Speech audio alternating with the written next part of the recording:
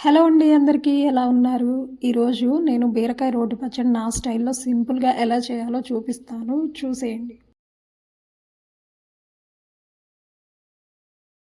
ముందుగా బీరకాయల్ని చిన్న ముక్కలుగా కట్ చేసుకున్నాను. తర్వాత ఫ్రైయింగ్ ప్యాన్‌లో బీరకాయ ముక్కల్ని, పచ్చిమిర్చిని వేయించుకున్నాను.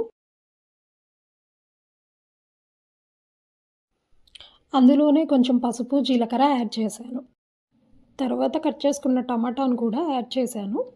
తర్వాత కొంచెం కొత్తిమీర కూడా వేసుకొని మగ్గనిచ్చాను.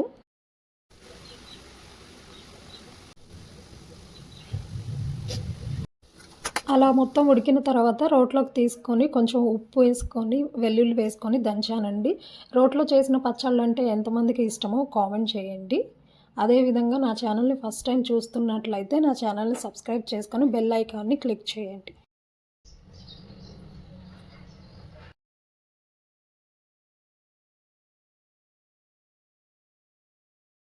లాస్ట్‌లో పోపు కూడా వేసుకున్నాను. Thank you for watching. Bye.